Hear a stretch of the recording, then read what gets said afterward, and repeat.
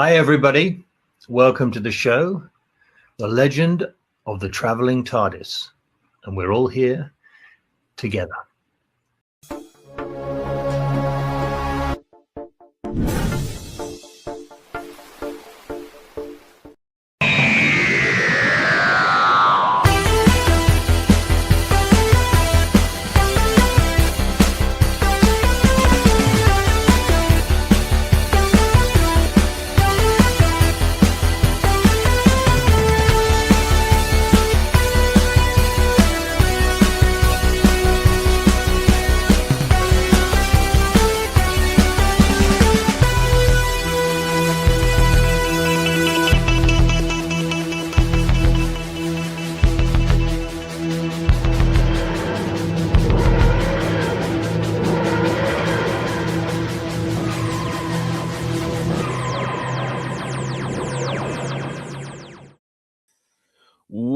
Welcome. Hello, fellow Whovians. That's right.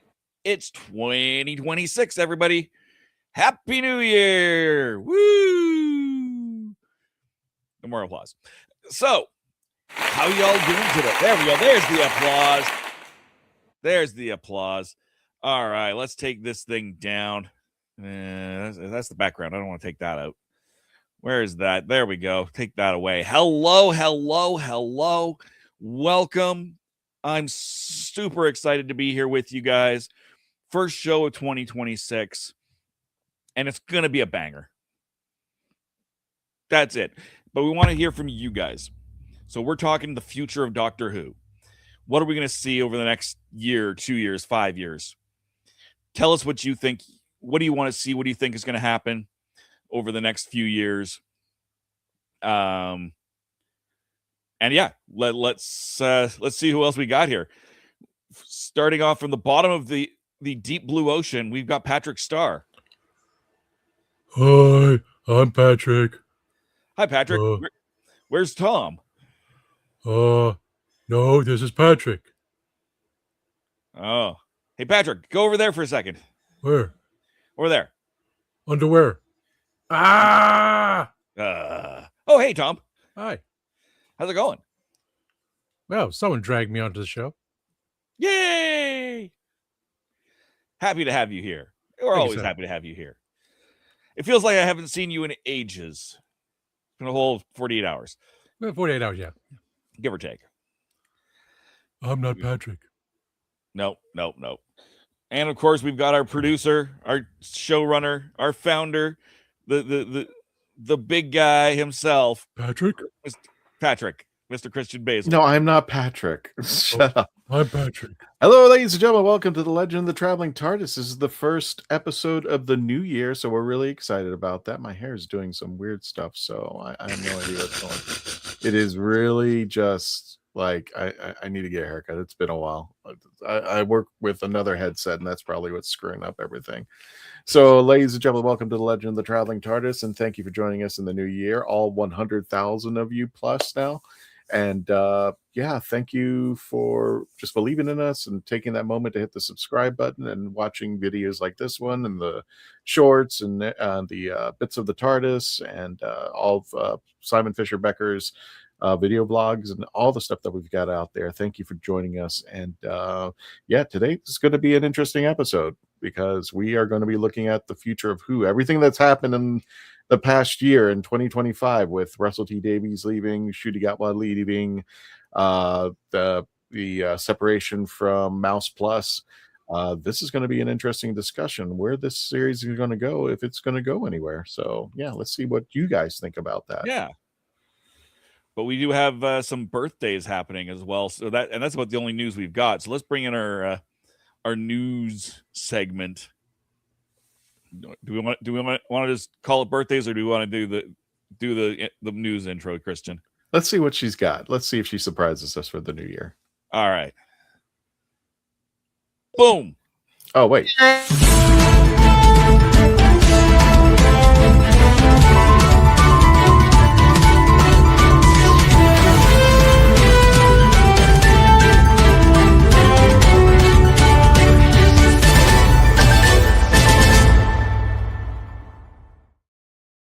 Boom. I have this. Ramona, I'm not posting that. I am not posting that, Ramona. It's not happening. I'm going to delete that. What is it? No, I'm not telling you. No, I almost. They were sold out. They were sold out. Just the Who store was sold out on them. I almost got one like this. They were sold out. Ramona, look what you started. Yep. You're fired. I'm not. Whoever's doing that, you're fired. I didn't know that was even on the thing. Only mackerel. Haha. Might be that. Really?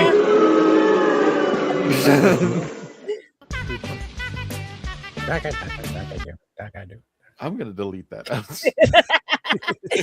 I'm serious. The store was sold out. I couldn't get one. It's probably for the best.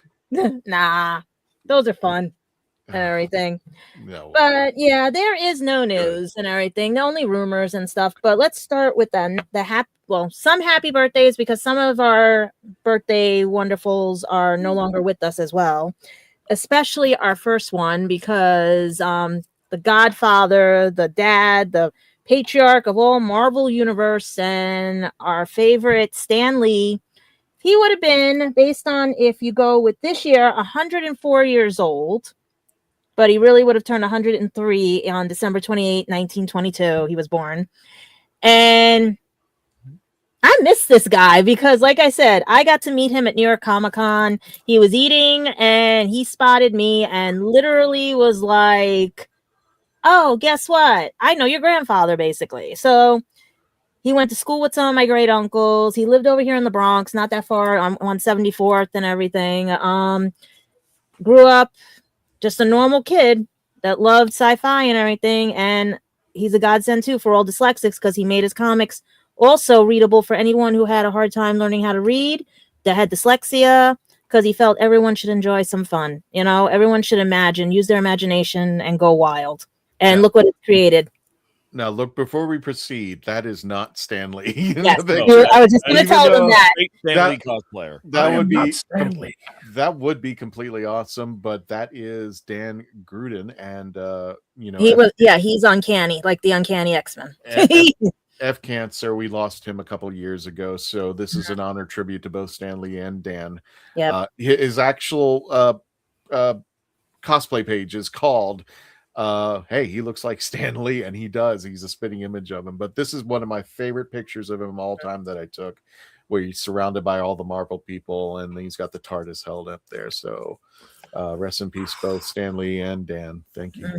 This is awesome. But yeah.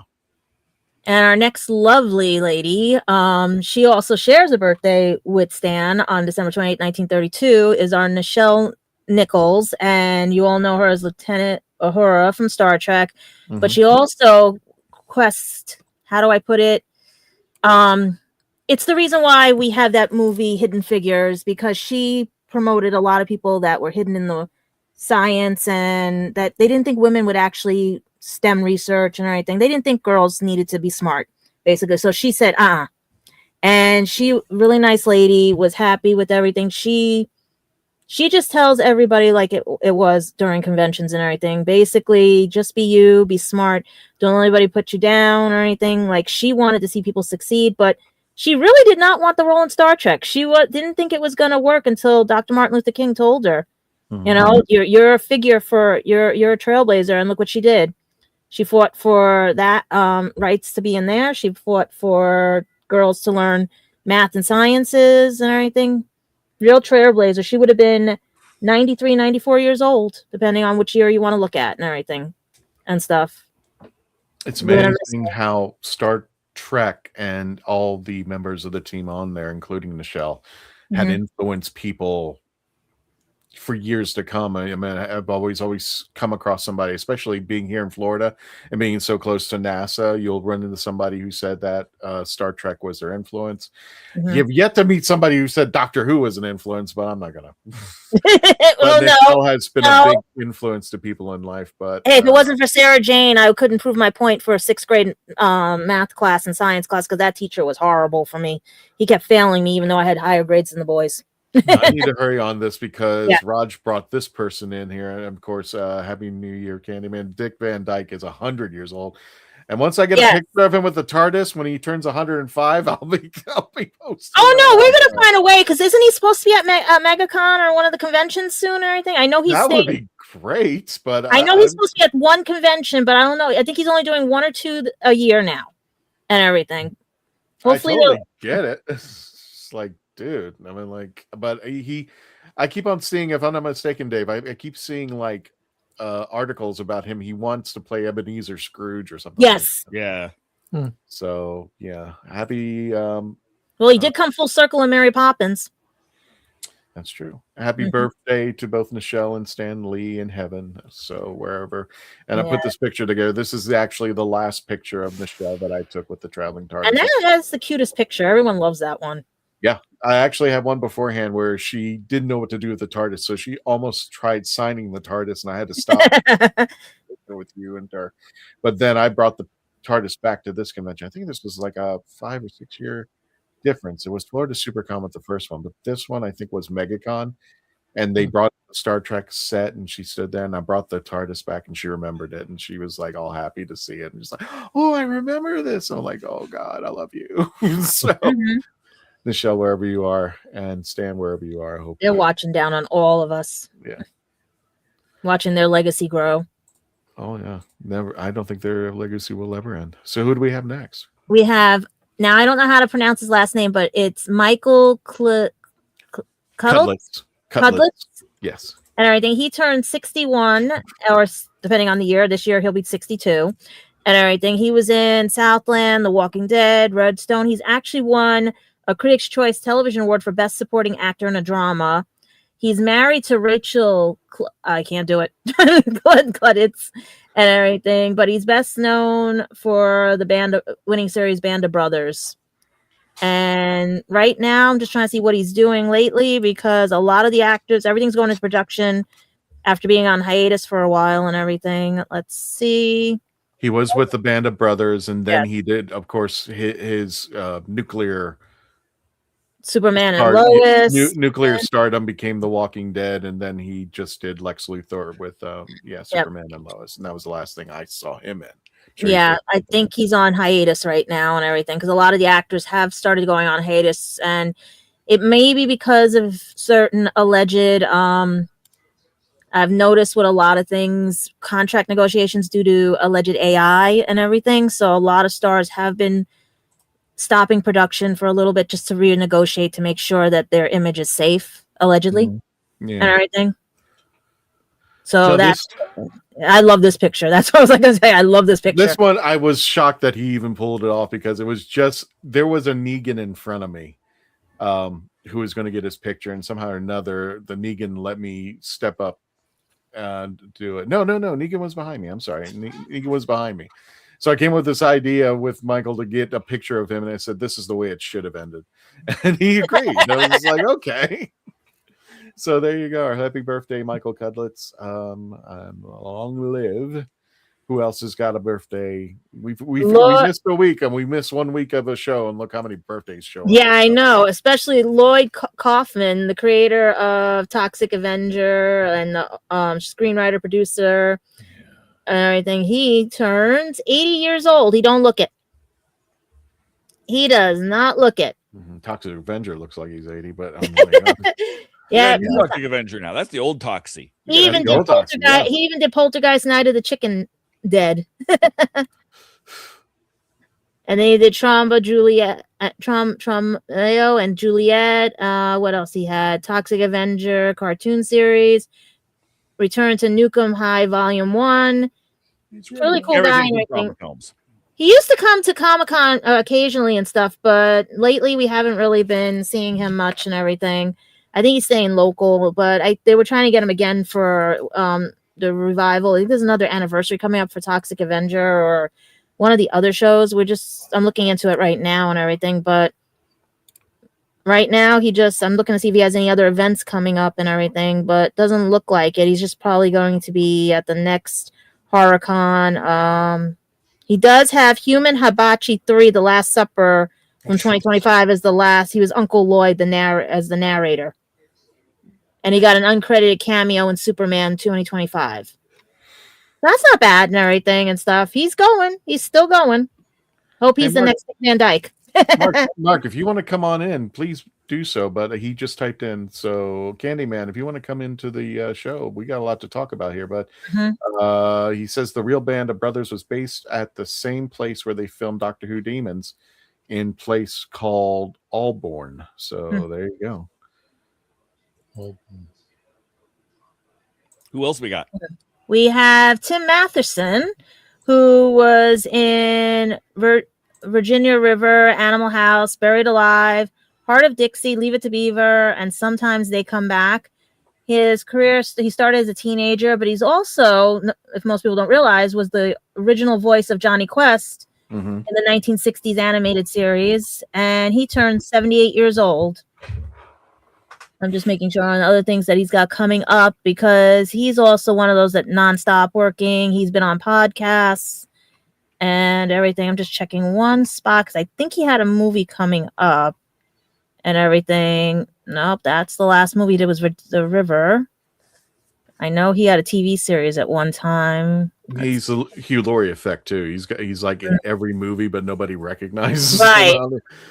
Except that he was in Animal House. But Dave, when I met him over here, I think it was Spooky Empire. I said, I want to geek out with something with you I know nobody talks about. If anybody remembers an attraction at Epcot called Body Wars. And he was in that attraction ride movie, which was a motion-based simulator. He was the star of Body Wars. And not only that, his face just lit up and it said, "Yeah, did you know it was directed by Leonard Nimoy?" I said, "Yes, I know. I grew up Body Wars down here, and it was for about a brief moment. It was one of my favorite attractions here at Epcot. I mean, I always go to Epcot, and that was the first ride I would go on. He was just so happy. He was like, "You want to talk about Body Wars?" I said, "Damn, I love it. Yeah, it's a short little ride, but it was cool for what it was worth." So yeah, Tim Matheson for Animal House and my favorite, Body Wars now. I'm just checking something real quick because I have a funny feeling I might have worked with him when I was acting here in the city, and I know might. Let's see. I'm trying to think of the name of it because it's under another name. That's why I'm looking at the thing right now and stuff. It's like hysterical because it was a funeral scene we did in Manhattan. Okay. Yeah, and that's what I'm trying to figure out if I still have it. There was the introduction of Lily Rose, the print. It might be under the Prince. It might be the Prince or the Traveler. Was the TV? Let's see. I'm trying to remember if you know. Actually, it was the Prince. It was a WB TV spot. I think he was in, but I'm trying to see if they have it under another name and everything because he was on the altar with headphones in his ear, and I'm looking like I know this guy and everything and stuff. Like I said, he's one of those that's been like in everything, every TV show, every movie, and it's just like. That's why I should have looked that up before because I said, wait a minute, I think I've worked with him and everything. It was a pilot. Yeah. Well, while Gadget is looking that up, I just want to let people know that we survived the 25 days of Christmas. And if you don't want the holidays to end, we have pictures, videos up on our YouTube channel and our Facebook page of exciting, including moments from the Macy's holiday parade over at Universal Studios, and especially if you want to see the tribute that we did with Simon for a very merry Simon Becker Christmas special. Simon Fisher wow, I couldn't even get it right. Simon Fisher Becker Christmas special, and Phantasmagoria does a little tribute to him. That we lost Simon, I believe, if I'm not mistaken, Dave, I think it was last March. Yeah. We lost Simon, and he was a big part of the crew. And plus, as we enter 2026, I want to see the terms and conditions of this damn thing. So I know Mark Muncie. I went over to Epcot the other day, and he said there was a hidden Mickey, and one of the girls wanted to express it's a hidden Mickey TARDIS, and somebody had mentioned it to me. You're kidding. Epcot. But Mark Muncie, our friend from Erie, Florida, he says that it was been there since day one. And I was like, I've never seen it. So here is the hidden TARDIS at Epcot if you go to the toy store in the back. And according to Mark Muncie, it's been sitting there since day one. I'm like, really? So that is so cute. Well hidden. Yeah, tiny little TARDIS. And this store, for a while, this was even before the Disney Plus thing had Doctor Who merchandise. At its peak, there was whole shelves of Doctor Who merchandise. The only thing that ticked me off, they didn't have TARDISes or sonic screwdrivers. It was mainly like shirts and keychains and stuff like that. But I was like, no Sonics. So anyway, happy birthday, Tim Matherson. Who else we got there? Gadget. We have Terry Malloy, our favorite Davos, as well as host of many BBC programs and shows and everything, and books like what if I can say this right, Montessori Montgomery Bear, the bear with the ginormous heart. He turned 79 years old today. And you guys are all like close friends with him, I heard, right? And everything.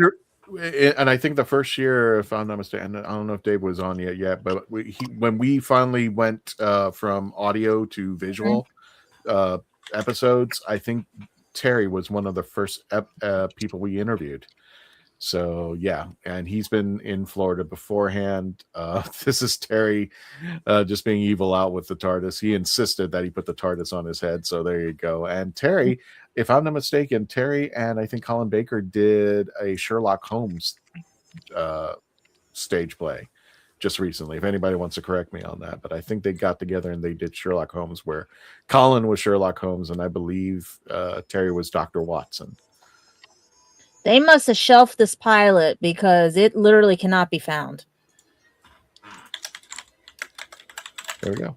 And who else we got a birthday with? And our last one has also passed away back in 2023 was Julia. I can never pronounce it right. You're fine. How do you say it for a guy? Julian Sands. Julian Sands. I think it's unisex. I think Julian can go either way, if I'm not mistaken. But his breakout role was in A Room with a View. He basically was in The Girl with the Dragon Tattoo, The Medallion. That's where I remember him from and everything. And he was in Warlock and Warlock the Armageddon, Rose Red. He is basically your sci-fi and comedy go-to sometimes and everything in all movies and stuff. But it was sad to see him go at an early age of he would have been 68 years old.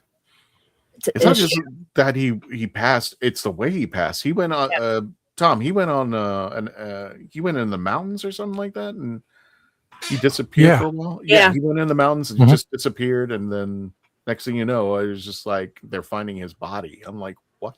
Yeah, they don't know. The only thing that they speculated was he either slipped or allegedly something happened, but you never know. That's why you always have to be prepared if anything happens or anything. You always have to just take every day like it's like a blessing and stuff, because you never know. He was also in Smallville as he was also making Smallville. So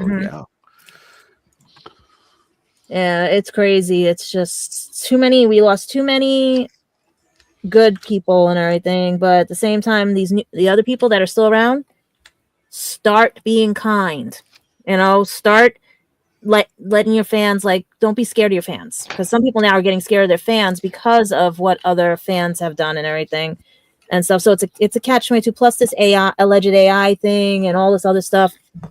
It's all turmoil now. Nobody knows what to do in the world. I know you got to put allegedly because we don't know what's going to happen, because right now you saw the alleged AI of Rose and the Christmas special that never started yet.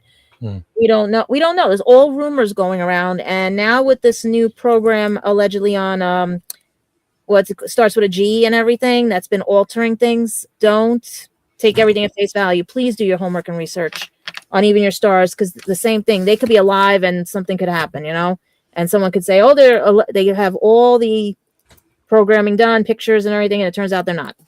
Allegedly. We need that soundbite, Tom. Allegedly. I'll get him to record it. Ow. Now, for those of you who are curious, there have been a lot of Jesus. I love my hair. I combed it. I don't know what's going on. You're good. I'm a mess. You're good.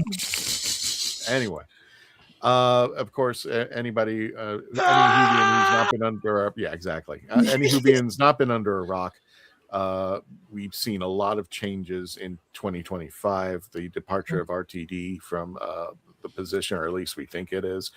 Possibly he regenerated, the regeneration of Ncuti Gatwa's doctor. Also the departure from Disney Plus, which they only did the 2-year run with the 60th anniversary, and that was it. So a question came up is our first episode of The Legend of the Traveling TARDIS will be the future of Who. After everything that has happened to Doctor Who in 2025, does Doctor Who have a future? And this is the rating that we came out with, Candyman. 49% say yes, it still has a future. 20% say no. And this is the one that kind of gets me. 31% say it's hard to say at the moment, which I think is more accurate. I thought that number would be higher because it is hard to say with everything that's going on. So, okay, whatever. So let's drag it in. There you go. So let's go ahead and end the Who Knew News, and we'll get to our topic. Let's see here. Yeah, even have Marvel on there too. Oh, I don't have the. Oh, there it is.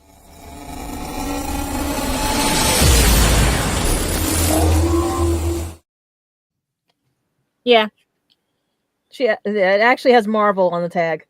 Yeah, it's one of those pop-ups from Japan. So before we get into everything, do we want to go do a quick commercial break? We can do that. Yeah, commercial break, and when we come back, everybody put your thoughts on the future of Who into the comments, and we'll go from there. Exactly. And don't forget to like, share, and subscribe. For those of you who are joining us on the X or Facebook or YouTube, and now we're also on Rumble and Kick and Twitch. Wherever you're finding us, please make sure to like, share, and subscribe. We're going to go on a commercial break. When we return, we're going to be talking about the future of Doctor Who. We want your opinions, your takes in the chats, and we will be right back. I didn't listen to that voicemail. I'll tear open that letter you sent. Don't you tell your friends I want you back. I gotta leave you now and unread, because you've already said those words that switch my heart to dead from loving you. So you'll stay ghosted and I'll stay focused on sewing clothes. The spell stays unspoken, a dark silhouette of a mark man, and I'm broken. Right down, I didn't listen to that voicemail or TikTok that story you sent. Don't you reel me in to get me back. I'm gonna leave you now. Are you tired of toxic fandoms? Do you wish we could go back to being happy? So do we. We created the Happiness Patrol to get away from all of the toxicity in fandoms, in life, and so we decided we wanted to do a show about something that makes us happy. And in the first season, that something is Star Wars. So join myself, Cameron, Scott, Jessica, and Melanie on Happiness Patrol at youtube.com/@happinesspatrolshow.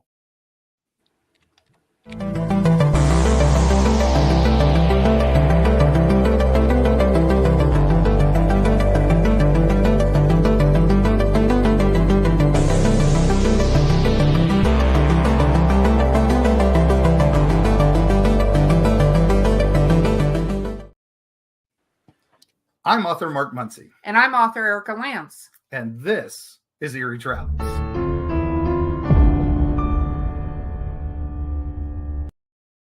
Greetings, travelers. Join us as we travel through folklore, myths, monsters, legends, and dark history. Now, we'll be your guide to the spooky side of reality as we discuss cryptids, paranormal, and all things preternatural. Sometimes we find the truth is way scarier than fiction. We're on twice a week on your favorite podcast platforms, including iTunes, Spotify, Amazon, and YouTube.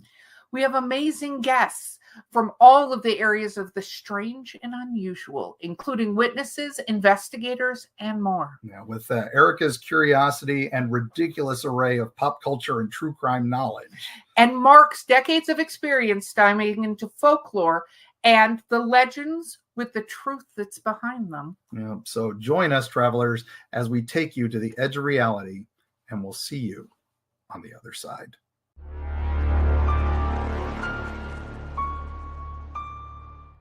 So what's your favorite Western? Is it this one or maybe one of these?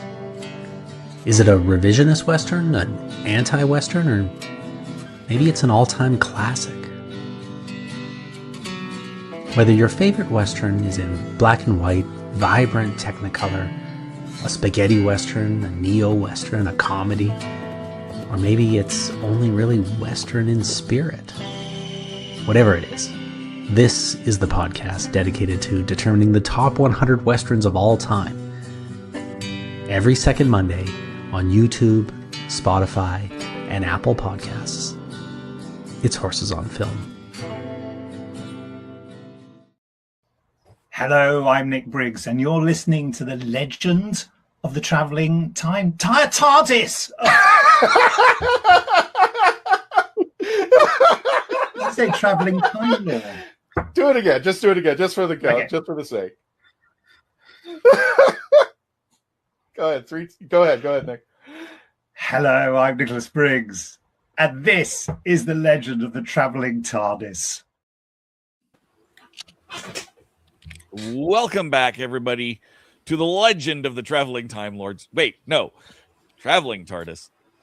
Yeah, same thing. Same thing. We're all traveling. We're all Time Lords. We're all stuck in a TARDIS. Yeah. Yeah. Candyman. Oh, it is true. Candyman. Yeah, I'm here. Candyman. There you Yeah, go. welcome to Candyman. Yeah, it is minus 10 degrees centigrade, which is about 14 Fahrenheit. So Oh, that's September for you. It's freezing. For Dave, it's like shirt and t-shirt weather, but Yeah, for pretty us, when it's minus anything when it hits snow, the whole UK comes to a stop. But yeah, I'm doing well. Trying to get this sorted out. But yeah, the future of Doctor Who. It's going to be interesting. It all depends on who's going to be the showrunner. Is Russell T Davies still going to be the showrunner? We don't know. If he gets paid enough money from BBC, I think he probably will do. I would like to see Pete McTighe doing it. He did some really good episodes in the land of the War and Sea.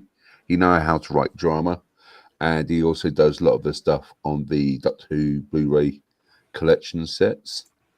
Oh, if you guys don't know that, I think it's going to be interesting for the next couple of years. I think whether or not Rose is going to be the next Doctor, is Rose going to be the moment? Is who knows? I just want to see and find out what's going on. We've already been to this sort of situation before with Colin Baker and Sylvester McCoy. And even though that in the Wilderness years, there wasn't any official Doctor Who, they were still put in reruns, doing anniversaries. I think the 40th anniversary was technically in the Wilderness years. And I don't think Doctor Who will die. It's too much of British institutions. I think it'll go on a break, maybe for a long time. Whether or not it'll be the same amount of time that it did beforehand, who knows? But I think it won't die. I think Doctor Who will come back at some point. I think Roger just put something on it. He's saying that he's not looking forward to the CBBS animated spin-off. I was just looking at that. I'm serious. I was just pulling that up. You don't understand. I literally was just pulling that up on my phone. Right there. I haven't even seen any announcements. I haven't seen anything. Okay, who's spying on my I've heard phone? about it, but I'm just like, They're saying 2027. Yeah, they've selected an animation studio for it. Yeah, 2027. So it's coming. It's for sure. Who's No, I believe sneaking it's my coming, phone? but it's kind of like the war between the land and the sea. It was just like, oh, that's coming, and I'm like, all the folks that I've known, all the folks I've been known and talking about didn't even know that was coming, and it said, well, it'll eventually make its way to Disney Plus. We hope. I mean, it's been pushed back again, so God only knows what's I going on. did send you the pictures of what it looked like, him in the TARDIS. I know I sent that a while ago. No, I I've mean, seen- that's again just preview stuff. Right, that's just the stock They footage they didn't sent me. even have the animation studio booked at that point. So there's no any. It could be any doctor. It could be any doctors. Some people are wanting it to be like those little people things, like the from Fisher Price. Some people want those animated and stuff like that. Like people are mixed on this, but they're saying 2027. And I was just, like I said, I was just doing that. And it's something like 52 episodes. It's enough to get into American syndication. So we're gonna have more of this preschooler age Doctor Who than we did of Ncuti Gatwa's Doctor Who. Yeah, that's what I was going to say. CBBS is preschool, it's kindergarten. So we shouldn't be looking forward to it unless we have kids. But they did say that about Peppa Pig and Bluey, that was supposed to be for kids, and meanwhile you got adults having birthday parties with it. Maybe they should do a Campbellwick Green version. You guys probably don't. Have you ever had a Campbellwick Green or? Why does it sound familiar? Enlighten us on that. Just so stop, people may not know. The stop clock animation back in the 70s. Oh, like the Harry Houseman, like. It's hard to explain. Oh no! I know what you're talking about. I know what like you're talking about. Corpse Bride and all the other stuff, right? They did in Life on Mars. They did a clip of one with Campbellwick Green where we've got the music box and the little person comes up from the music box. Right. I'll see if I can find it. It's a classic. Yeah. I got cold in here, guys.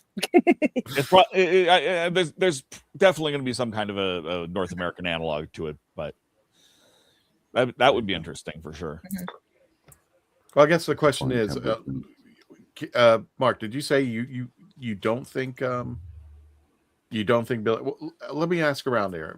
Starting with Dave. Dave, do you think Billy is going to be the next Doctor? Definitely not. Okay. She was not introduced as the Doctor. I think Billie Piper is going to be some version of Rose. Gotcha. Tom, possibly Bad Wolf, possibly just Rose. Do you think she is the next Doctor? No. Tom. Sorry. I was reading it at the same time. No, that's okay. Tom. I wasn't reading it at all. But Ncuti regenerated into Billy. Mm-hmm.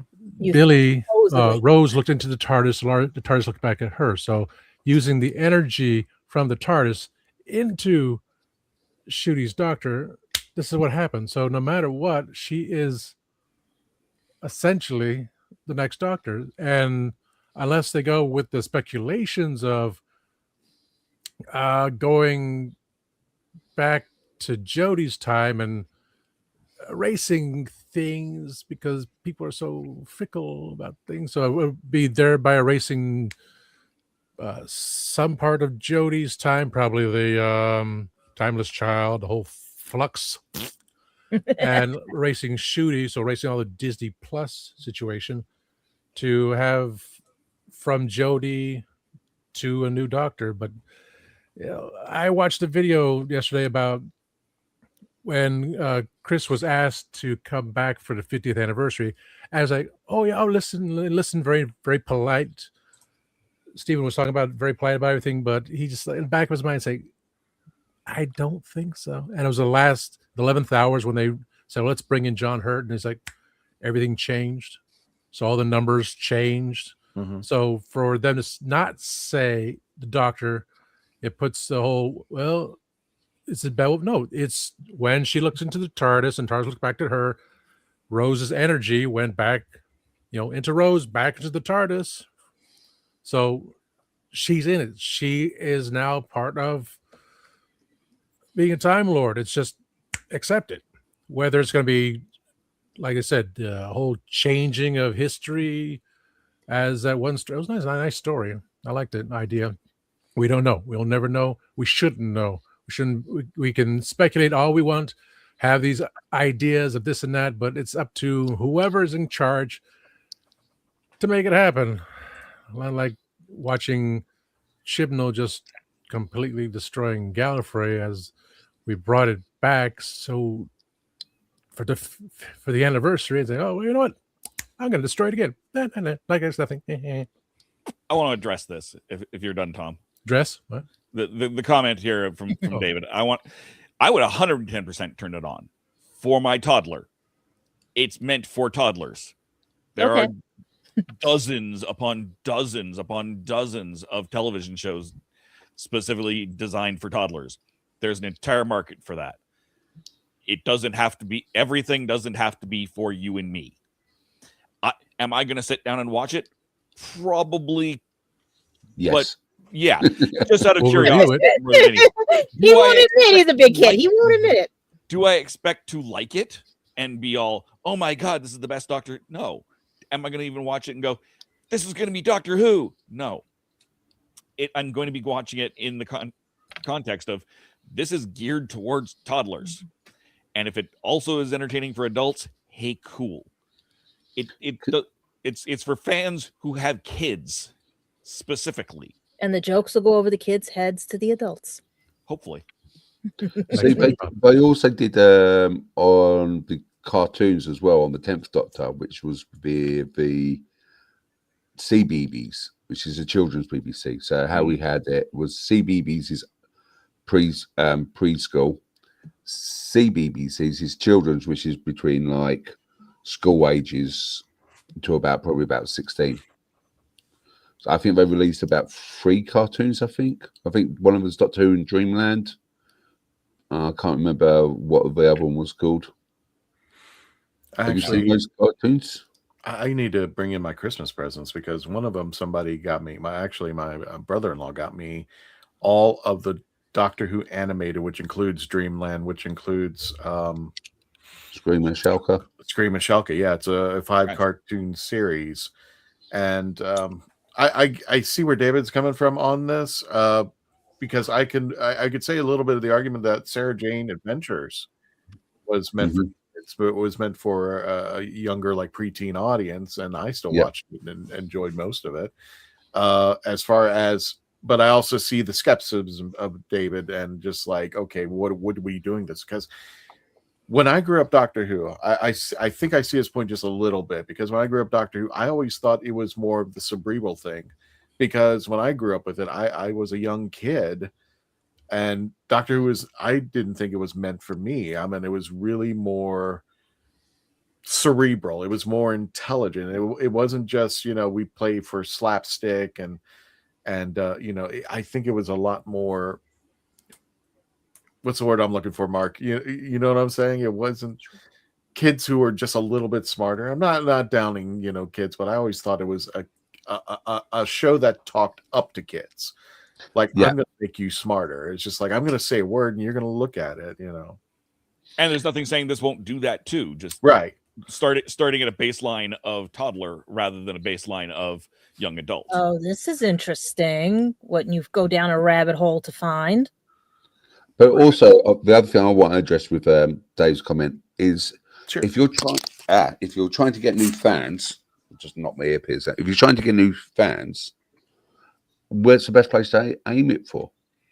Because no offense, us oldies, we're going to be not going to be here for another 20, 30, 40 years. We may be still here. If not, we need to get new blood in. And how do you get new blood in? Start them when they're young. Vampire. Yeah, exactly. That's the didn't My Little Pony have David Tennant on there anyway? I don't know. I think David is referring to the content because David also follows up and says, yes, you guys are the hardcore. The show can't survive with all the fans, and some can't survive with all some of the fans. And that's what this is aimed at, is the normies. That's literally the point, is to bring in the normies. I really got to see it. I meant there's some things. There's been different regenerations on My Little Pony. It's called Doctor Who's. Well, I think Dave also, there's that awareness of like when it comes to like Paramount and Star Trek, all these series like Prodigy and what was it, the Lower Decks and all that. Some people don't like Lower Decks because what's that? So I actually enjoyed Prodigy. Believe it. No, I meant like they were the animated series. I'm not downing them, but I meant like people didn't like Lower Decks because they felt that Star Trek again, like Doctor Who was more cerebral, it was more serious and stuff like that. And then they made, you know, a Morty and a Morty version of Star Trek. Oh, totally. And then there's Prodigy, which is kind of like to me was for older teens, like either preteen and older teen, trying to attract them into it. I see where they're going. I see David's point, and it's, you know, I to me, it's just I need to see it before I can make my judgment. Again, like something like Sarah Jane Adventures, that was made for kids, but I think for some people it was the gateway in to what they would eventually see Doctor Who. There were people who started with Torchwood, never even knew about Doctor Who. That was my mother, yeah. Yeah, there were people who started, and I know these people, I've met them out there. They started with Torchwood, and it brought them over to Doctor Who, and just like, oh, I didn't know this show was a part of it. But yeah. Yeah, it's just David just responded, and 100%. It is a family heirloom. Yes, and that's and he says they're always passed down from parent to child. Again, literally, what this is doing, it is meant for kids. It is meant to be handed for the parent to go click TV, and there's Doctor Who that is age appropriate. Not TV, phone. That is literally the point. Or the microchip we're going to shove in our head, and we're going to be able to, you know. I mean, that's also a thing. Wherever we're going with this out there. Yeah, Star Trek did the same thing. So, yeah. But I meant normies and diehards. I meant like they're saying, you know, to me, David, it's that line from Star Trek Undiscovered Country where Kirk goes, you know, some people can be frightened of change. And that's, you know, I think what they want to do is pass down what made them get into Doctor Who. It's the same thing with like Disney. I mean, like some people don't like the change that they're doing right now to the Rivers of America because their kids are not going to see that. Kids are not going to experience it, what they grew up with. And I think that, you know, like you said, it's an heirloom. So I think it's, you know, I right or wrong. I mean, like it's happening. We just move on, and hopefully things just pan out proper. That's all, in my opinion. Yeah. Can you imagine a little soft, plushy Dalek cuddly toy? Yeah. I'm looking forward to Starfleet Academy as well. It's going to be. What if the Dugadoos are on there? No. Shut up. Me and Dave are like, ooh. Never, ever. Never. Not me. Well, thanks for coming on the show. It's now over. I'm serious. What if they do that? That would be interesting. That'd be hilarious. Yeah. Like follow the bouncing. Someone came up with the greatest crossover, and it's not the first. I just saw it recently, but it has been going through people's fan fictions since before Picard. Is how Will Wheaton just kind of walked through the background of as a traveler, you know, the Star Trek equivalent to the Doctor, walk through a scene, just a cameo, not even a named cameo, just there. And everyone's like, and see Mark, what didn't something like that happen on Blake 7? I gotta check that out. But like, didn't the Doctor walk like behind? Like, wasn't there a scene where the Doctor? No, I know Colin Baker was in it, but he was actually as a actor. Yeah. But I didn't see anything like that. Something the Butcher. I couldn't remember. Yeah, he was in it, and everybody always shows him with the gun that he was sitting on. Yeah. Yep. But spoiler. Yeah. Spoiler alerts. Gadget, real fast. Getting back to what you. Yeah, go ahead. No, I was going to say, getting back to what you asked a question about what I think Rose is. Yes. I don't think she's for Rose is the Doctor. I think she's for moment.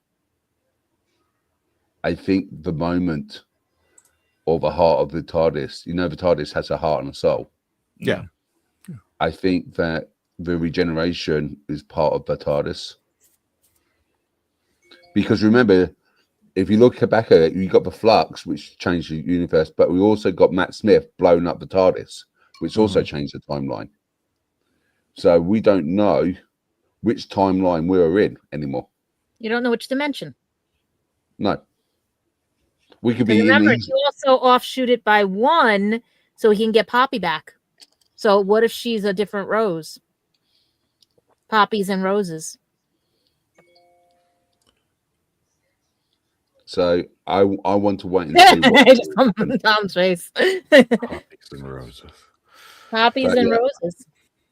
But I'm talking about even Matt Smith era when he blew up the Mm-hmm. TARDIS and reset everything because everything was And the Pandorica. yeah. Everything is But reset. what was too. it? The universe was rebooted, but it kind of stayed the same. I mean, it was just One thing off. Or did it? Mhm. Mavity? Oh yeah, they still haven't. Did they ever go back to Gravity or Mavity? Still Mavity. That's another Still thing I Mavity. don't want to hear. I'm not making that banner. That's why I said the next season that comes out is probably going to be.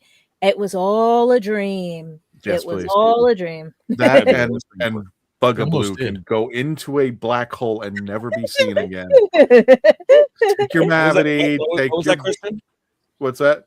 said, I know. He said, but he said, Shut it. I have buttons too.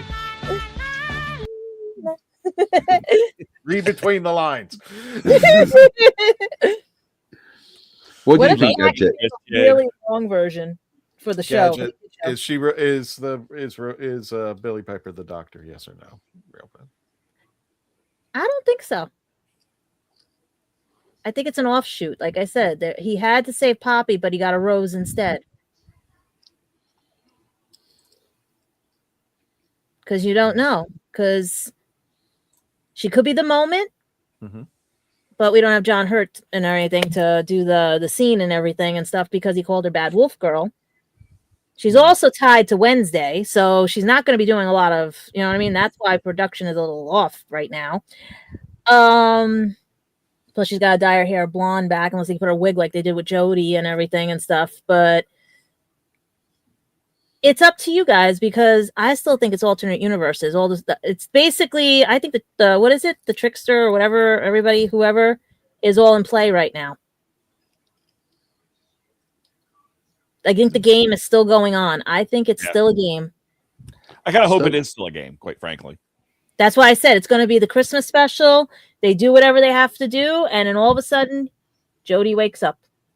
And I doubt that'll happen. That would be ridiculous. Or she regenerates into Ncuti, and Ncuti wakes up and is like, what the hell did I just relive? Because I still said it. Those 2 seasons of Doctor Who for him were just a hashtag of Martha and Tennant reliving what they did in a different version. Because the plot lines were all still the same, just different ways of showing it with different generations. What does anyone actually know what happened to the moment? No, she just disappeared. She disappeared when all 3 TARDISes went.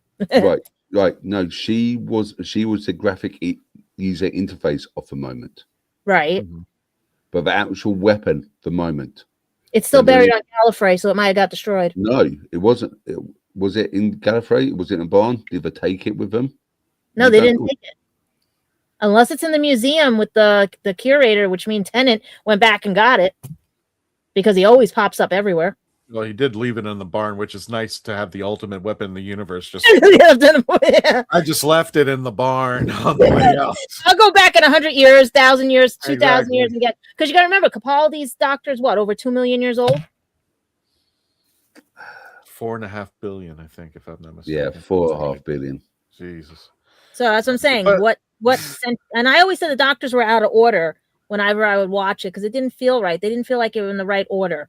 I ignored the time frame that they were made in, but if you look at the way the order was and everything, there were things that would have been at different times. You know what I mean? So I was just like, they're in the wrong order. Yeah, maybe. Anything's possible. I mean, I have a couple of friends. Thank you, Debbie Gibson. Who said that they're hoping Capaldi still has the dream crab on his head from last Christmas. It's like he wasn't going to come back too. We he just said pretend that all of that didn't happen. Oh yeah, well, I mean, a lot of people said they wouldn't come back or wouldn't revisit the show, but here we are. Tom Baker, who was just like, he was done with the role, and he would only come back if, like, what was it, that one episode? I can't think of the name, Mark, but yeah, he was wanting to do a movie with the other doctors, but he was going to be like the primary. Everything was going to be the focus around him. The other guys going, yeah, whatever. So but he's done big finish on the next. You know what? They should have taken him and put him as one of the producers for the next one. Let him be the showrunner. That'll be like the homage, like, you know what I mean? Yeah. Let him be the showrunner. He's got. I guess the guy's question is, what do you think of? Oh, go ahead, Mark. I was going to say, all I'm hoping for that we do not get Doctor Who in Distress Mark II. Oh, I have that song. Do you know that song, Christian? Yes, I have it. Where do I have it still here? Wait, hold on. Where is it? I'm still a little bit taken aback by, because Doctor and the TARDIS has that Gary who relationship, and they're just like, but it's one of my favorite songs of all time. It's just like, I love that song. The Time Lords. Where is it? But now it's related to that, and just like, oh. I also have a Dalek for Christmas. There you go. Yeah. So I guess the question is, everybody, and especially in the chats, if you haven't put your I have the Goblin song. Think is the future of Doctor Who right now, because again, 2025 brought a really weird instant. I remember when there were certain podcasters who had it generate out of this last season, and surely enough, he did, and people were skeptical because Russell T didn't just leave Doctor Who; he kind of left when he was being interviewed. He was like, "Well, maybe the show needs a rest." I'm like, don't say that unless you know something we don't. So just it's just weird under the circumstances that Doctor Who, and especially after Doctor Who left Disney Plus. Yeah, there's always a twist. There's these couple of people. I forgot who said it, Mark, but somebody said it was only supposed to run for 2 years, and I'm like, you're not convincing me on that at all. There's no way in hell you're convincing me. I think when they were bringing in, you don't bring in Disney Plus and Disney unless you're doing something similar to what Jim Henson did with the Muppets. He saw the future. He knew it was going to be Disney, so he sent the. Speaking of the Muppets, they're coming in February. Oh, okay. But if you're convincing me it was only supposed to run 2 years and that was it, I'm like, who you gaslighting? No, I'm sorry. That's not true. That's not true. It didn't work out. Some things. I think it was more do with someone getting into power, and then they realizing that they have to change the whole market. Possibly, but I would just think it was bad writing. It's like they didn't know what to do at that point. Dave, what's your opinion? I think they tried something. I think they tried something new and didn't fly as well as they would have liked. As far as that goes, I'm very looking forward to seeing where it does land, because it's going to have to be people. I've seen a lot of comments saying BBC America, bring it back to BBC America. It's not going to be BBC America, people. The rest of the planet does not have BBC America, and they're going to be looking for a worldwide distributor, just like Disney Plus was. That was the point of that. I tell you what would be. I know it sounds really bad, but I think what would be good for them is, I'm not sure if you remember this Viking show called The Last Kingdom. I remember it existing. Which was originally BBC. But they only made 2 seasons of it. And then it got brought out by another company called Netflix. And they literally, the last 3 seasons of it was absolutely amazing because they put all the money into it. The problem is, with a franchise like Doctor Who, you can't stop it. It's on its own little engine, basically, however slow it may be. So the problem is if you do cater it with Netflix or Disney, what's going to happen is the problem what we got with Grace from the movie. That's technically Fox. Yeah. It's canon now because Disney bought Fox. Yeah, but Doctor Who's no longer part of Disney. I have to talk to my cousin because they threw out a bunch of VHS copies of that when he So worked for where, Fox. if it goes to another streaming platform or another company, are we going to have like? I'm okay because I'm in the UK and we'll just still be on BBC. Mhm. But are we going to get some episodes on HBO, some episodes on Disney? They're still playing on Disney. The recent ones are still playing on Disney Plus. Yes, and they will for the foreseeable future. I think what's going to happen is similar to what happened with the Netflix Defenders stuff. Right. Is there was they after 3 years of them not producing anything, those rights reverted back. Right. And that could also be part of why they're allegedly pushing it back, or putting it, just not announcing when it's coming out. War Between the Land and the Sea, because that's still part of that contract. Once the clock doesn't start ticking until that goes on, so it eventually it will come off of Disney Plus, go on to wherever the rest of the stuff is. Pluto TV has it. I think some of the Tubi has it as like a on-demand channel and stuff. Yeah, and everything. As far as official sources go, now Share had a question there. Who's seen War Between the Land and the Sea? Yeah. A couple of us have. Through. Yeah, you might have lost me when I saw something. Legally and officially, Mark has seen it. Yeah, legally and officially. But they've yeah. sent us little previews on certain pages and everything, and one of those I don't like, and I don't like that the fact of I understand food, but I don't want to spoil anything for anyone. But some people might not like a certain episode because they had to show that little clip to people after the series ended. I would have been fine if I didn't have to see that clip. And it fit the. I understand. But yeah, no, I love the series. I think now I liked Ncuti Gatwa. I liked what we got. Was it perfect? No, but I'm a fan of Ncuti Gatwa's Doctor, and what he did. But I'll be damned if I don't wish we hadn't gotten what we got with War of the Land and the Sea out of Ncuti. I would love that. I think we would not even be having this conversation. And these are the same people who wrote the same thing, right? The same thing. That's what got me messed up. Like, what the hell? Ncuti RGG wrote for both of them. It was just a matter of they wanted something different for Ncuti's Doctor, and like I said, it didn't fly. Whereas War Between the Land and the Sea felt very much more like the Tennant Smith years, in my opinion. So here's a question. Go ahead. Here's a question for you.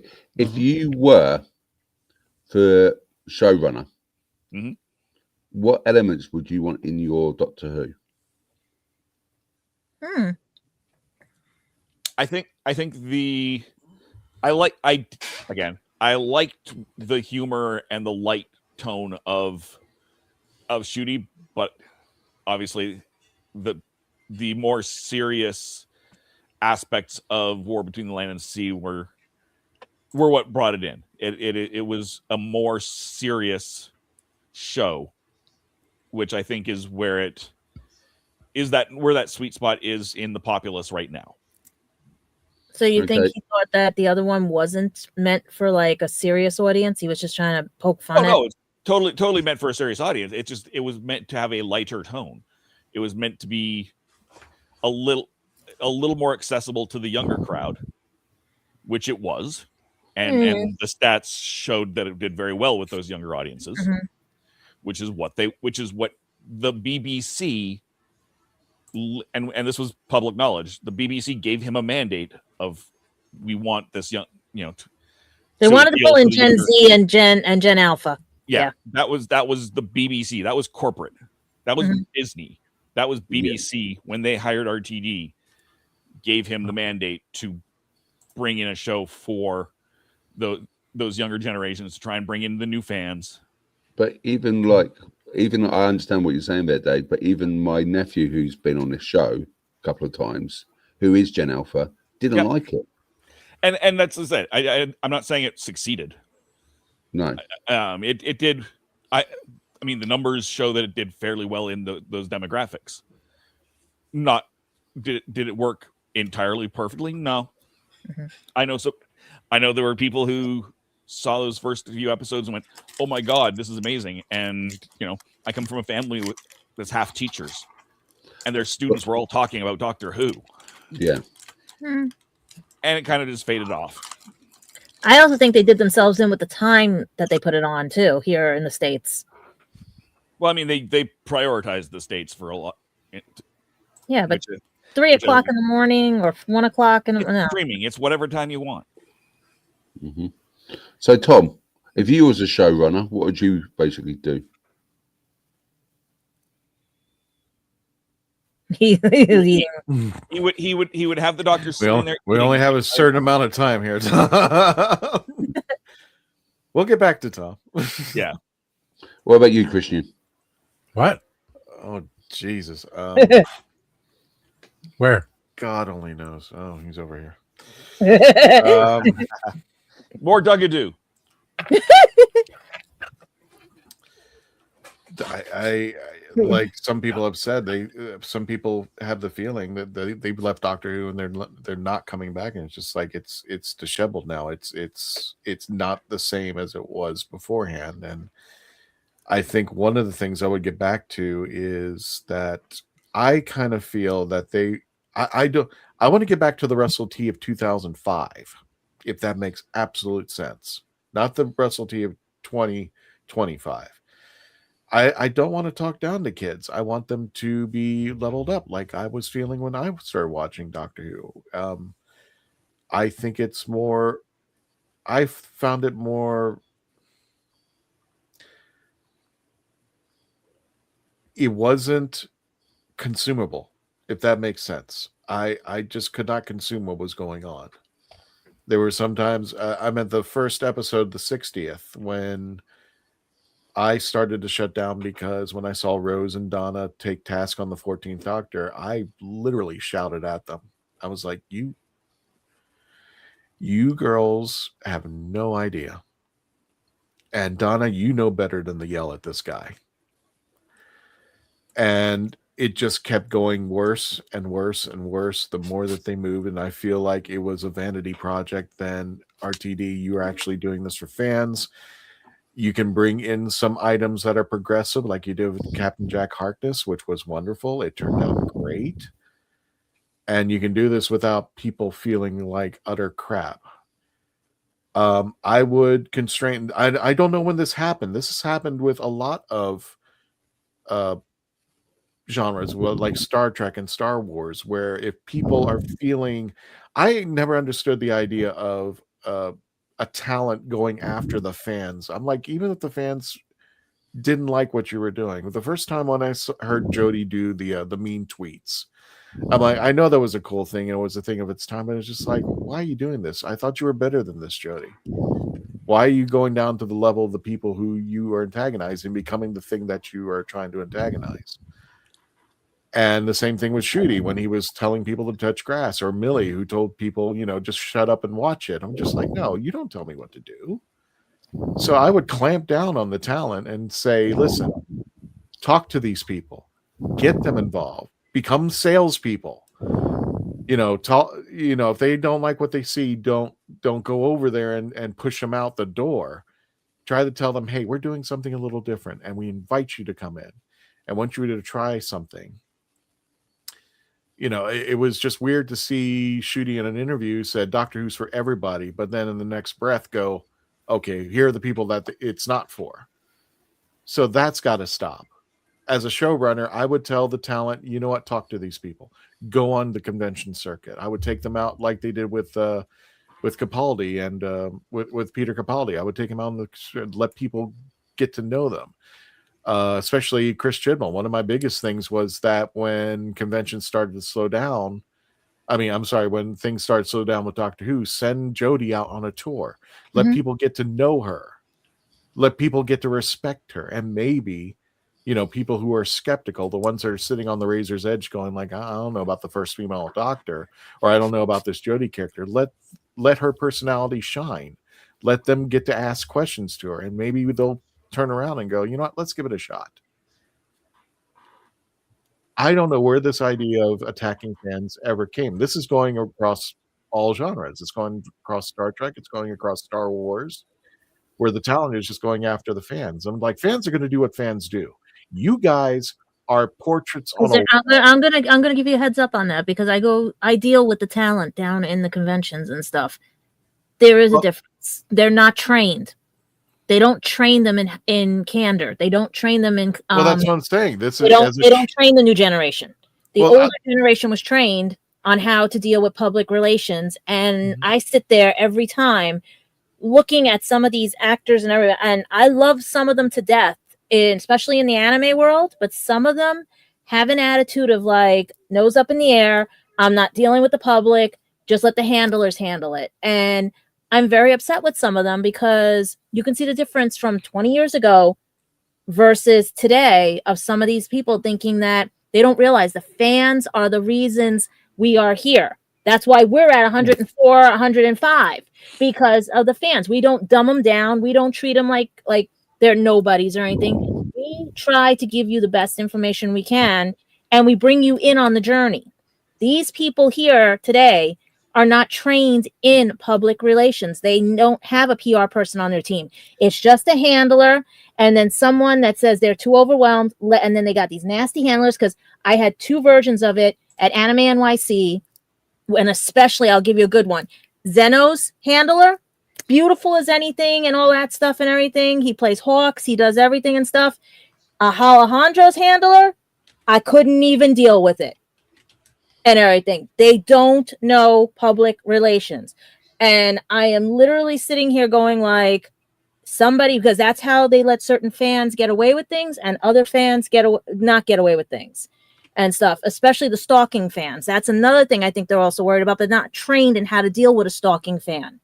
There is a way, because I've seen it with BBC. I've seen it with everybody else. That's the problem with this generation of stars and everything. They're not trained. And if they were actually trained in how to deal, we wouldn't have the double standard answer Ncuti gave on that show. We wouldn't have them say like bullying us, because that is bullying what they did, those 2.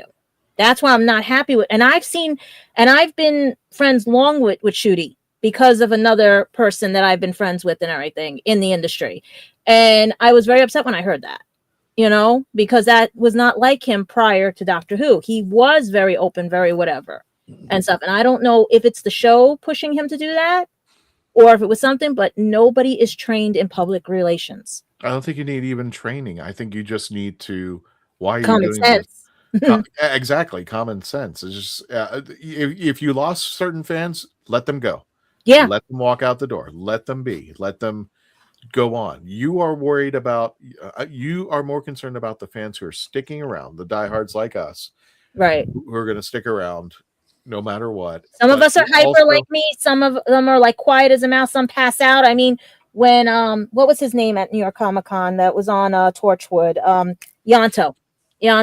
Okay, I'm online with this girl, and she wanted to meet him. And I was working with him with the other convention that we don't name and everything, and stuff like that. And she couldn't speak. She was like, and he handled her so well, and she just kept tugging on me and stuff, and was like, and I'm like, okay. And he goes, do you like this? Yeah. He handled her so well that today I don't think anybody would be able to handle somebody like that. We're like, get her away, get her away, get her away. She's taking up time. Get her away. That's what I'm saying. Timescales, for sure. Yeah. It would have went to the next season. Everything would have done if people actually look at what's, like you said, the fans, everything, but also don't dismiss them. Well, also you were asking me about showrunner, and like I said, I want a 2005 a 2005 run as opposed to 2025, because I think Russell planned that out so well. If this was under Russell, now I'm beginning to wonder, just like, was somebody helping him? Was somebody coaxing him along the way? Because the person who ran 2025 is not the same person. If you're starting with Doctor Who, and especially on Disney Plus, one of the things I appreciated that he thought through that Matthew Jacobs did not, was that not having the regeneration. Just start off with the new Doctor, just bring it in, and then later on, as they did with Christopher Eccleston, then build it up. Okay, now we got a Time War. Now we got regenerations. Now we got Gallifrey, and build it up along the way so that people can go along the ride. And people who, you know, like me, who enjoy the nostalgia every once in a while that's brought back into the new Who, and people who are with us, we're going together on this ride. And we're understanding when we did the 60th anniversary, and you know, the 14th Doctor is making that speech. I said, why did he even make that speech? You should have started with David Tennant going on to the episode and let him. Well, you also know 60 it's different because Bernie passed, you know what I mean, and stuff like that. So that's why they also edited out a lot of stuff too. You could still gone for the ride. I mean, the whole idea. It was the same thing with the 9th Doctor. We were following him through Rose.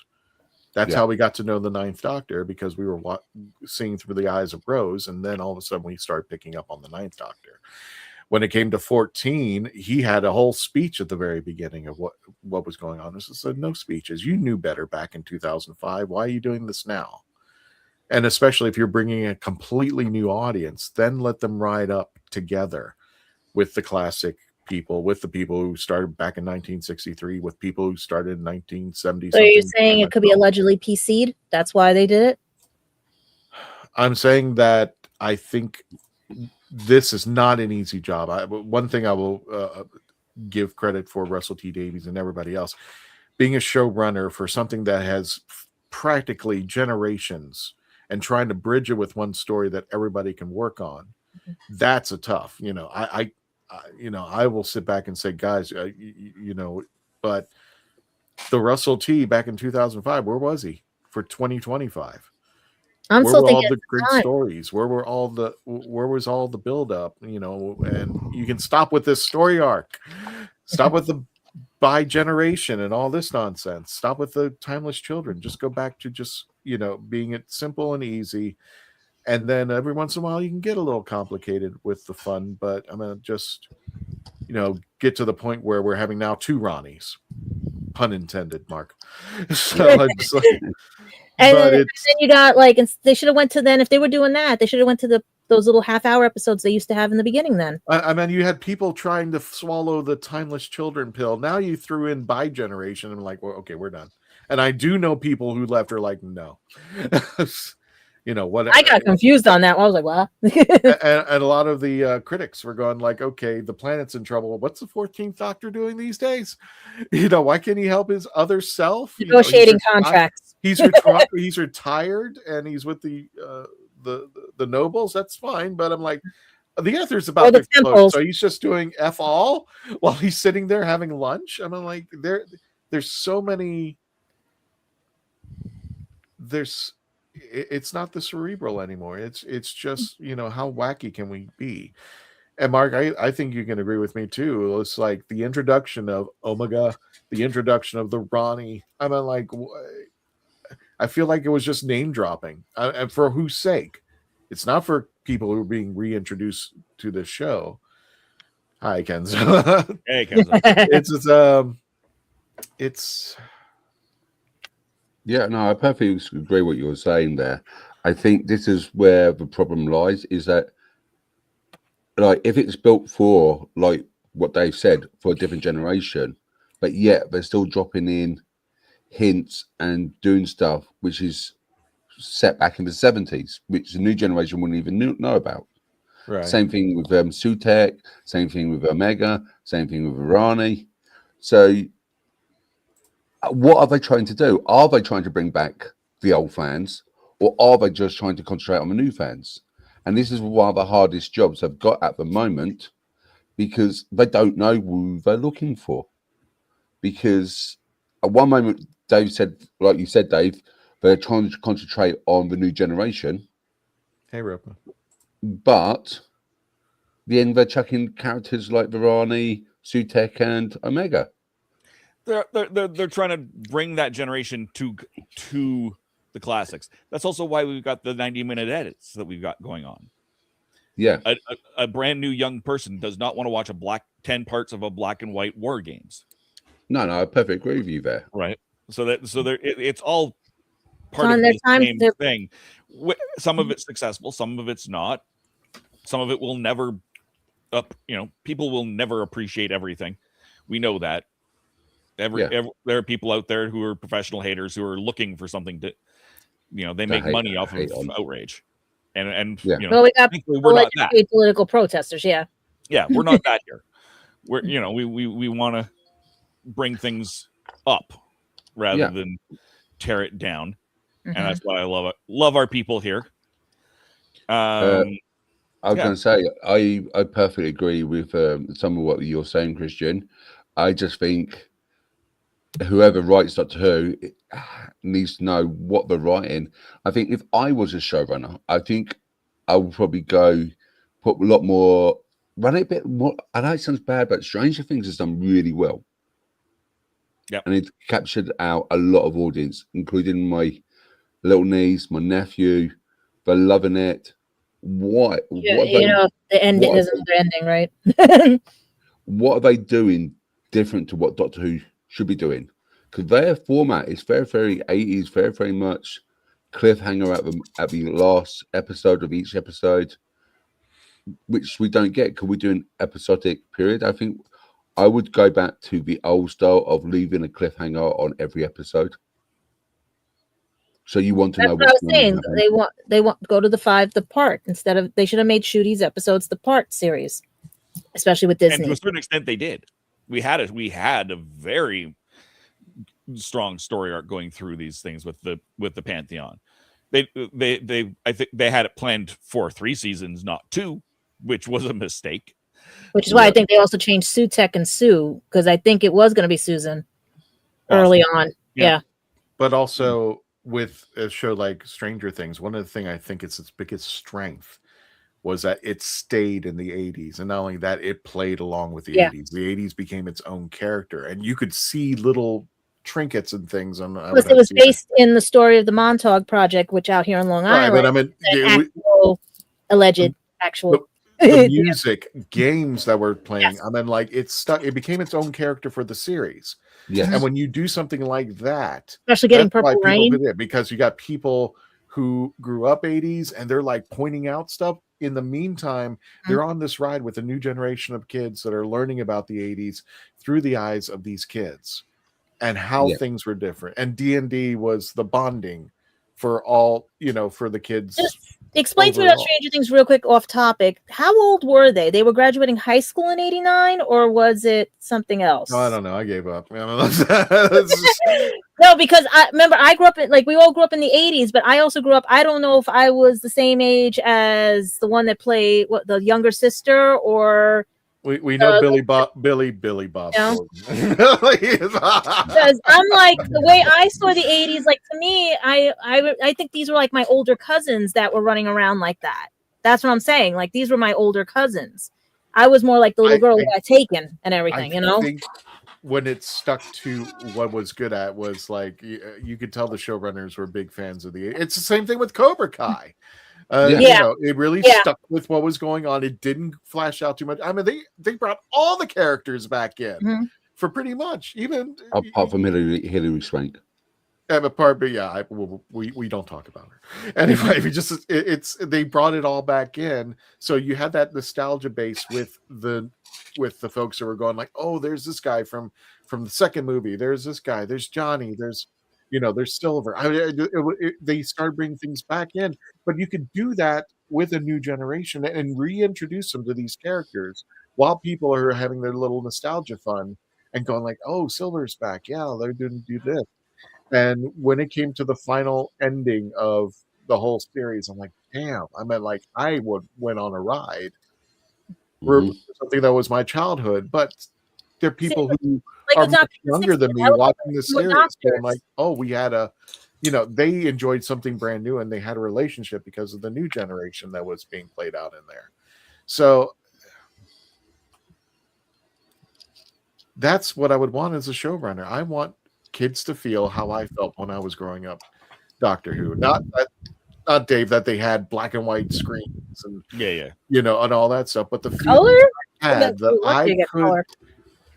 and I forgot who it was, but Gary from Neurotic said this show is beyond race. This show is beyond sex. It's beyond gender. It's beyond anything. It's beyond everything that we had. The one condition that we should all have. The ultimate representation is that everybody can connect to it. And this was the show I connected to when I was a kid, when I couldn't find a show that I could connect to so hard, as a guy with a scarf and a hat and floppy and teeth who went into a blue box and just went on amazing adventures. Mm-hmm. That's the kind of representation I think that goes across the board. It's beyond all this. That's the reputation. That's the thing. Should have done is like they did when the new series started with Eccleston and everything, right?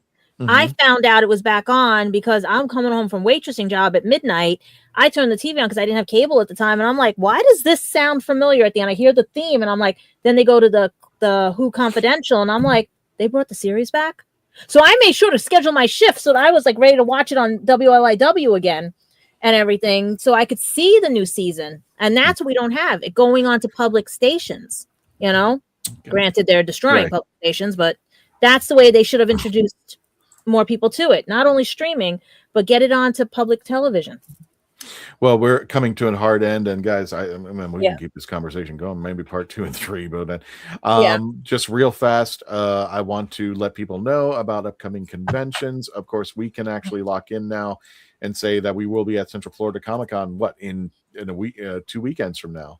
Damn. And we will be there with Dalek Nelson.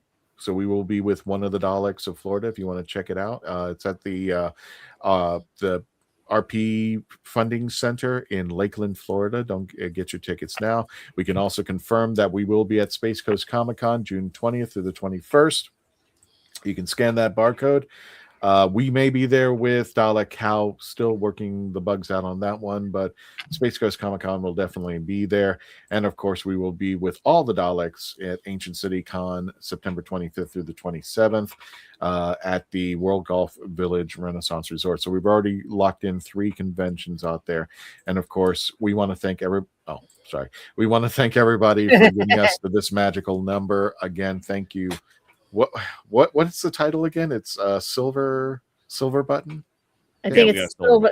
Yeah, we get the silver button, and I'm like, well, hopefully we'll keep going until we get that 1 million. And the gold button. I'm supposed to hug everybody that I meet along the way, so I was just like, I've already got 100,000 to start. So thank you everybody for doing that. Dave, did you have something coming up, right?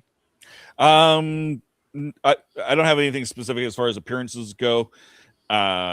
You can find me all the usual places. Sundays on Spill the Geek Tea. Yay. Every other Monday on Horses on Film.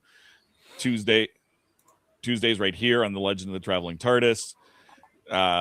As well, we've got this weekend I'll be on Earth Station Who, so you can tune into them as well. So you'll hear me talking about the Paternoster gang over there. And of course, we also just had on New Year's Day, we dropped our latest episode of Happiness Patrol. Yeah. youtube.com/@happinesspatrol show. So you can join us there. It's going to be a great time there. Please give us a subscribe. We love you all for that and Horses on Film. We're having a great time doing it. We want you guys to join us. Horses on Film, we're talking about the top 100 Westerns of all time. And right now on Happiness Patrol, we're talking about Star Wars. That's going to change for the second season. So you want to sign up now, get in on the ground floor. Next season's going to be ripping and roaring, and it'll be a bunch of bangers. Candyman, where can people find you, my friend? Okay, you can find me here at the Legend of the Traveling TARDIS. You can also find Tom. No. What was that? I'm not going to say it. I didn't catch that. What was that? Yeah. Right. One time on the Spill the Geek Tea show, I combined the Legend of the Traveling TARDIS and Spill Geek Tea in one word. And I said the Legend of the Spill the Geek Tea. Yep. And from now onwards, Tom always tries to get me to say that. So, not Legend happening. of the Spill Horses. Yeah. On the Geek Tea. Something like that. Happiness. So Happiness. You can find me at my Instagram at cyborgt100_cosplay, where I put posts of all the sort of stuff I get up to. Crazy cosplay stuff. Mainly unit, but you never know. Speaking of unit, Tom, where can people find you? I was killed in a unit story, so I'm not very happy with Sergeant Benton. I put up these freaking banners. I can't remember when I put the banners. Go ahead, sir. channel here and that channel there, and with him when he goes on that channel there, and this and that. There you go. Gotcha. Where Yeah. people can find you. Let's wrap it up. Usually the normal haunts, New York Comic-Con, Anime NYC, which they're dropping their tickets soon and everything. Lulu.com, please, guys. I can't find work, so can you guys buy these so I can actually pay the bills and everything? It's all on Lulu.com. I also have a GoFundMe out there that someone surprised me with and everything and stuff. Right. And thank you again for that and everything. It is real and stuff. Also in the works is going to be Gadget Pendragon After Dark. Basically, I'm going to have two shows, Gadget Vlogs and Dark. Yeah, because I'm going to have it where Gadget Vlogs will be the clean version. And After Dark is where if the stars want to stay or anything, they can talk about other things and stuff and everything like that. But basically, like, really, like, stuff that you have to air after, like, 10 o'clock at night. Because I know how YouTube and everybody's alleged bots are and everything. So that works on everything. But it's also to go more into details, like the stuff that you don't, you know what I mean? Like, how do I put it? We're adult. Let's put it that way, too, and everything. The other one's going to be, like, preteen, teenager type thing and stuff, and this will be more like teen adult, like over 21 stuff like that, 18. Yeah, I'm working on it. I got theories. And next week we're going to have Ben Penrod, who is the showrunner for Central Florida Comic-Con. We'll be interviewing him and discussing more about the event coming up in 2 weekends from now. And don't forget to get our sponsor out there. Have you gotten this yet? Please tell me you did get Candyman. I haven't ordered it yet at the moment. Oh, no, that's fine. Okay. I'm waiting for his ranch version, so I was going to buy the barbecue and ranch together. Goodness. So anyway, this will be being sold at both Central Florida Comic-Con and at MegaCon. So if you want to get one and you don't want to wait for the mail service, we'll have these over in Lakeland and Orlando at Orlando MegaCon. And that's it, folks. We're going to go ahead. Don't forget to say goodnight to Simon on the way out. Lovely man. And we also have Tony on there. And again, thank you so much for bringing, God, wrong banner, to 100,000. No, we're getting there. Yep, we are. Well, that's 2.7 million views. I'm just like, okay, yeah, we're getting there. So again, thank you, everybody. Please stay safe. Thank you for joining us. And as always, until the next adventure, Tony, take us out. Night, Simon. Good night, Simon. Can I just hit an end stream button? Yeah,